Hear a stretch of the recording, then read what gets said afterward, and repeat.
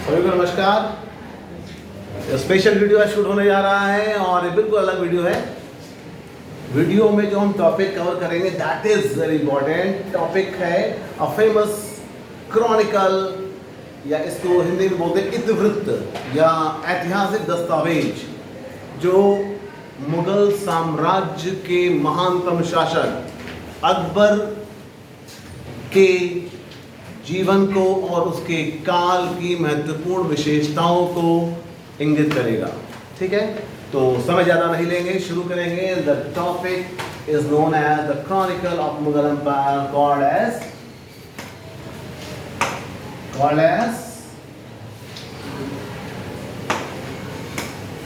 Akbarnama. Akbarnama. You know the meaning of Akbar? Akbar का मतलब होता है द ग्रेट।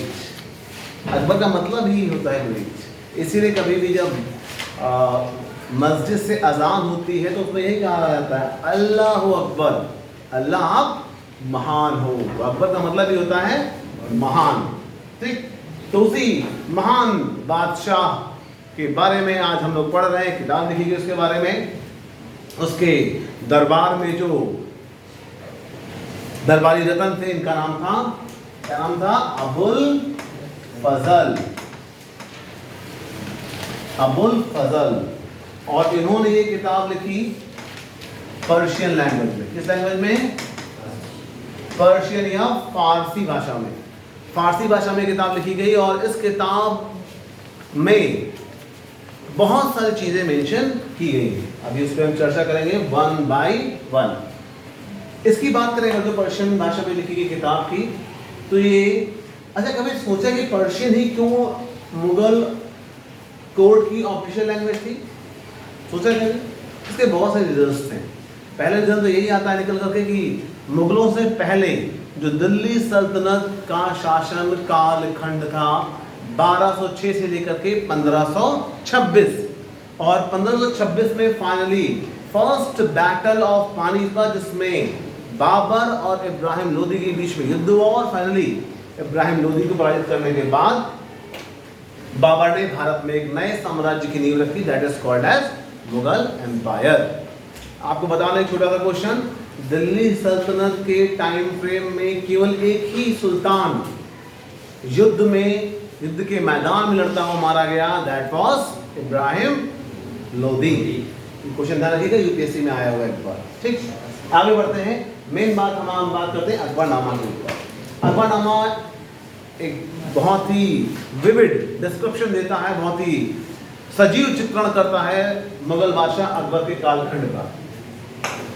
अकबरनामा की बात करें तो it is divided in 3 parts. Divided in 3 parts. जो फर्स्ट और सेकंड है, ये फर्स्ट एंड सेकंड, ये दोनों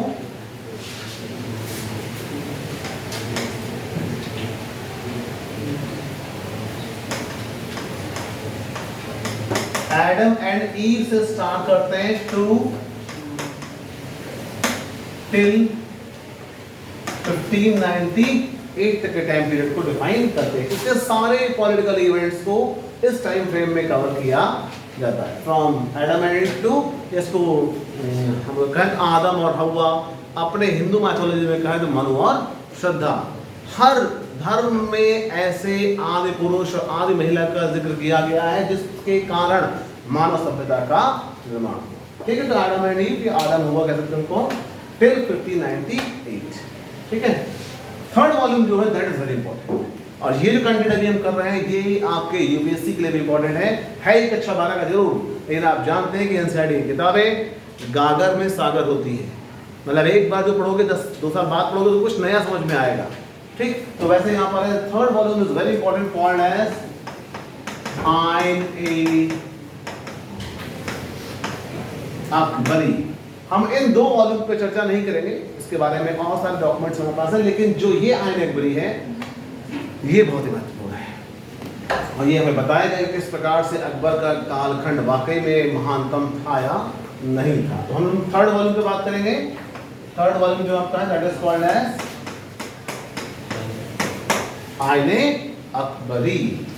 आगे बढ़ते हैं, इसके बाद हम लोग आईने अकबरी की बात करें, जो थर्ड वॉल्यूम है अकबरनामा का।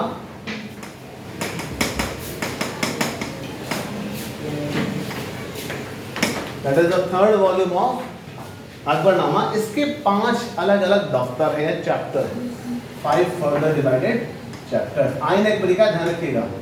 अभी हमने अकबरनामा की बात की थी 3 वॉल्यूम।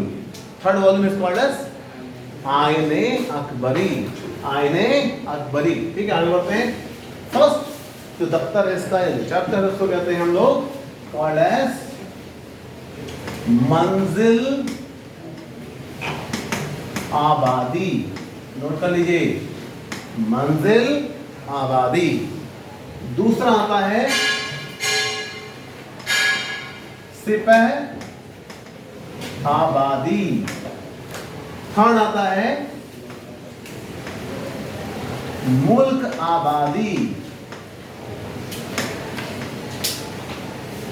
मुल्क आबादी फर्स्ट हो गया, सेकंड हो गया, थर्ड दफ्तर हो गया। चैप्टर को दफ्तर बोला गया इसमें, दफ्तर। थर्ड के बाद फोर्थ और फिफ्थ जो आता है, इन दफ्तरों में अकबर के थॉट्स दिए गए हैं। थॉट्स मतलब वो क्या सोचता था, रिलीजियस बिलीफ क्या थी उसकी, रिलीजन को लेकर क्या सोचता था, कल्चरल बिलीफ क्या थी उसकी, कल्चरल बिलीफ क्या थी, प्लस अगर हम और बात करें तो सोसाइटी के लोग लेकर के उसके दिमाग में क्या चीजें एग्जिस्ट कर रही थी। इन सब चीजों का ब्लेंड जो था वो फोर्थ और फिफ्थ वॉल्यूम में हमको प्राप्त होता है। इसी के अंतर्गत हमें मिलता है, क्या मिलता है, इसी के अंतर्गत हमको प्राप्त होता है उसकी एक पॉलिसी। इसको आप जानते होंगे, जूनियर क्लास में आपने सुना भी होगा, हर कोई जानता है, दीन ए इलाही। दीन ए इलाही। अब एक क्वेश्चन आपके लिए कि बताना है आपको, 2 क्वेश्चन मैं पूछ रहा हूं कि दीन ए इलाही की स्थापना अकबर के द्वारा किस वर्ष की गई थी। I repeat, in which year Deen A Ilahi was established bye Akbar. एक क्वेश्चन। और दूसरा है दीन ए इलाही को मानने वाले लोगों की कुल संख्या कितनी थी, number of people who followed Deen A Ilahi. Comment section में जरूर बताइएगा, आप सभी के लिए क्वेश्चन है। अब हम बात करते हैं, हमने ये फोर्थ फिफ्थ तो बात कर ली, मेन तो ऊपर वाला है, ये तो नॉर्मल है, ठीक। तो सबसे ऊपर वाली बात करते हैं मंजिल आबादी। मंजिल आबादी में कहता है, फर्स्ट वॉल्यूम में कहता है रॉयल फैमिली के बारे में था। रॉयल फैमिली, या उसके लिए वर्ड यूज होता है हरम। रॉयल फैमिली यानी कि मुगल बादशाह, उसकी रानियां, उसके बेटे बेटियां, परिवार, रिश्तेदार, मैलो उनका लाइफ स्टाइल, वो सब कुछ कहां पर कवर किया गया था, कौन है, मंजिल आबादी। वेरी इंपॉर्टेंट, ठीक। एक वर्ड मैंने यूज किया हरम। शाही जो दस्तावेज हैं उनमें जो वर्ड यूज किया गया है रॉयल फैमिली के लिए, जब उसको कलेक्टिवली बोला गया तो हमेशा शब्द आया है हरम ही यूज किया गया, हरम, ठीक। जो डोमेस्टिक लाइफ थी मुगल बादशाह की, दैट इज कवर्ड अंडर मंजिल आबादी। और चूंकि Abul Fazal was totally connected with the Akbar, उसकी एक्सेस थी उसकी फैमिली के अंदर तक का, तो बहुत ही बढ़िया डिस्क्रिप्शन रॉयल फैमिली के बारे में यहाँ पर दिया गया है। नेक्स्ट आता है इसके बाद सेकंड वॉल्यूम की बात करते हैं, सेकंड चैप्टर की बात करते हैं, कॉल्ड है सिपह आबादी। सिपह आबादी में क्या दिया गया, एडमिनिस्ट्रेशन दिया गया है, मतलब प्रशासन।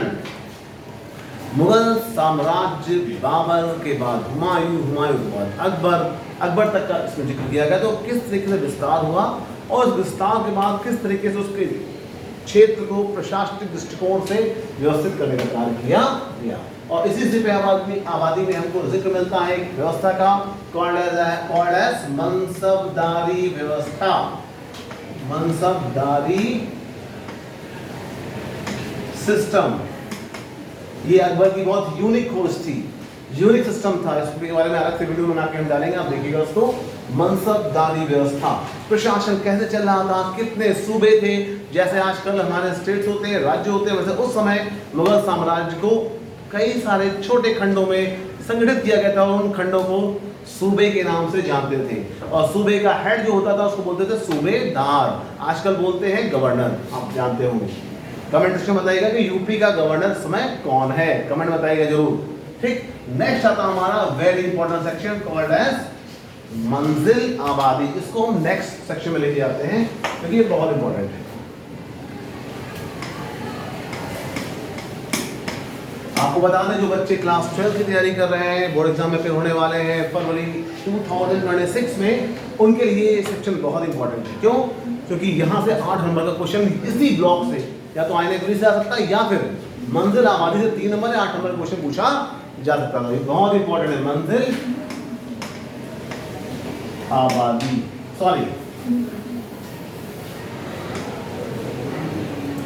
मुल्क आबादी। मुल्क से तो क्लियर होगा, मुल्क मतलब पूरा देश, मतलब वो सेक्शन जो पूरे देश की चीजों के बारे में डिस्क्रिप्शन प्रोवाइड करे। तो ये जो सेक्शन है आईएनएकबी का थर्ड दफ्तर या थर्ड चैप्टर, ये क्या कवर करता है? This covers as land revenue system, सबसे इंपॉर्टेंट है। और ये सेक्शन बताता है कि क्या क्या आर्थिक आवश्यकताएं मुगलों की थी और उन आर्थिक आवश्यकताओं को पूरा करने के लिए those economic needs how made possible for the Mughals. तो पूरा डिस्क्रिप्शन इसमें मेंशन किया गया है। इसमें हर सूबे के बारे में, हर सूबा के बारे में बताया गया है कि हर सूबे में कौन कौन सी क्रॉप प्रोड्यूस होती थी, किस प्रकार से लैंड रेवेन्यू, 2 वर्ड्स बीच में यूज हुए हैं, वन इज कॉल्ड एज जमा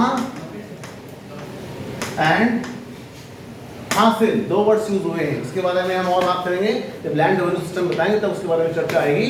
तो जमा और हासिल के बारे में डिस्क्रिप्शन हर सूबे का इसमें मेंशन किया गया है। और साथ ही साथ इसमें हमें एक और व्यवस्था के बारे में पता चलता है कॉल्ड एज आइन ए दहसाला। बताइए कमेंट सेक्शन में कि आईने दहसाला को किस ईयर में और किसके द्वारा मुगल टाइम में इंट्रोड्यूस किया गया था। वो क्वेश्चन मैंने डाल दिया आपके लिए। आईने दहसाला किस ईयर में प्लस किसके द्वारा मुगल बादशाह के रूप में, मुगल बादशाह के द्वारा इसको अप्लाई किया गया था। ठीक है, और वो कौन एक्सपर्ट था? सीतापुर जिले का, जगह का नाम बताना है, कहाँ के रहने वाले थे, जिसने इस पूरी आईने दहशाला व्यवस्था को डेवलप किया था। ठीक, तो मैंने जिस्ट दिया ऊपर आईने दहशाला के बारे में और मुल्क आबादी के बारे में एक और वीडियो बनाएंगे। तब तक के लिए आज की इस वीडियो को आप एंजॉय करिएगा और अपना ध्यान रखिएगा। वीडियो समझ में आए क्लास 12 के बच्चों या फिर जो लोग यूपीएससी की तैयारी कर रहे हैं, चाहे बीसीएस की तैयारी कर रहे हैं, अगर समझ में आए तो आगे इसको आप शेयर भी करिएगा, चैनल को लाइक सब्सक्राइब सब करिएगा। पढ़िए, आगे बढ़िए, स्वस्थ रहिए। जय हिंद, जय भारत, नमस्कार।